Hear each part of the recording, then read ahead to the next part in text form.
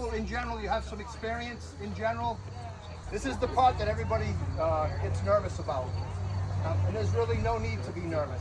There's different reasons for pruning, and there's different reasons at different parts of the year. Usually I don't do it at this time of the year. In about another month, when the leaves fall off, that's when I do my own cuttings, all right? So I'm gonna be very gentle with your babies, all right? So if you'd like to come up, brown turkey. Names are on the bag. If you don't want me to cut it, that's fine. I can either demonstrate what I would do. Okay. I don't want you to pass out. My own personal preference is this, on this tree. Next year, this is just going to continue growing and growing and growing and growing. If it was me, okay, first thing I would do in the spring next year is I would get it at least in a 5-gallon pot. At the very least, 5-gallon. Maybe even a 15. Is this your only fig tree? No. No? Okay. For me, I always grow, the first year I grow single stem, and I go up to about 30 inches for a tree form, okay? I'll make the cut. When I make these cuts, does everybody know what a node is? The growth points in between?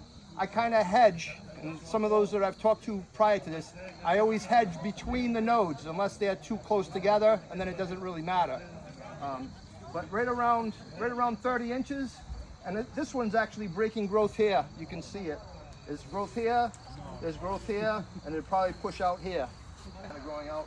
If it was me, look up on YouTube. I'm on YouTube, by the way. I'll be doing all kinds of videos on this. I don't want to start you off on the wrong foot. I'm not going to destroy somebody. If I was taking care of this personally, I'd do what I'm going to do. All right. But that's what I would do. You could put an air layer here if you get nervous about cutting.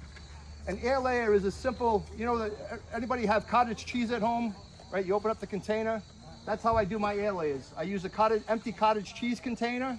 I make a slice down the side with a razor blade, a little cross on the bottom. So I wrap the empty container around it with soil, and then I take some tape, then I put the lid back on, okay? And then at least during the growing season, not now, you don't want to, in general, I wouldn't want to start it now.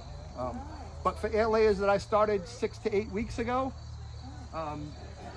I wouldn't mind overwintering them. That's not a problem because I'm hedging my bet for next year. If you put an air layer on here right now, okay, next year you could actually you'd have another tree here, and you could actually do an air layer here if you wanted.